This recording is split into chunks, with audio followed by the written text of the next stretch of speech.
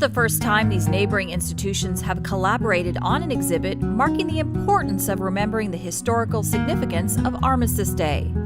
The Springs exhibit is about over there, and that's what we were kind of calling the exhibit. Our working title was Over There, Over Here, kind of based off of the old World War I song. The Springs focuses on what it was like overseas for the people fighting there, and then our exhibit is more about the Nevada home front, meaning what people were doing back home in terms of fundraising and knitting sweaters and buying Liberty bonds.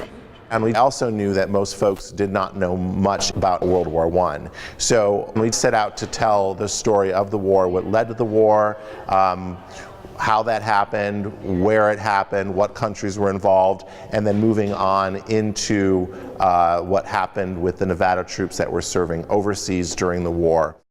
The State Museum exhibit features actual documents, letters, postcards, and posters from the era. And a highlight of their exhibit is actual uniforms worn by veterans of the war. The uniforms are real uniforms. While we were getting this exhibit ready, we actually discovered that the name of the person who wore the Army uniform, we rarely have a complete picture like this in a museum, but from research that I did at UNLV Special Collections, I was able to find the name of the person who wore that Army uniform, and I also found a picture of him in the uniform. It was also impossible to ignore another element to the war that followed troops home. The Spanish flu actually started really developing just at the end of the war, and one of the reasons it spread so quickly was because of troop movements overcrowded on trains and ships. And so as men were coming back home to the United States and elsewhere around Europe, the flu spread very quickly.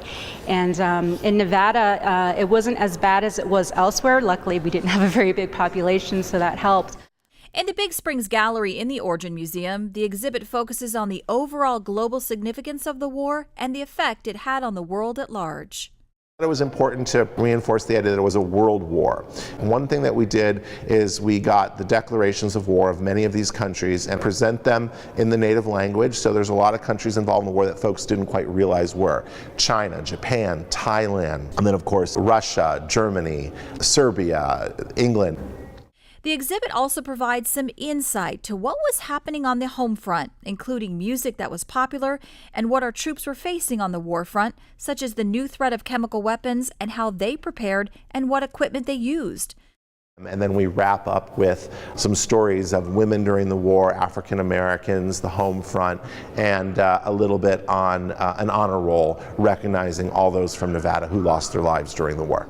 And at Boomtown, we just decorated the cottages to welcome the boys home. That celebration would have not have been a one-day thing.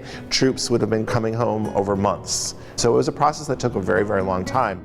These three locations combined to effectively tell a powerful story of this tumultuous time, a story that is global in scope but made very personal in its local impact.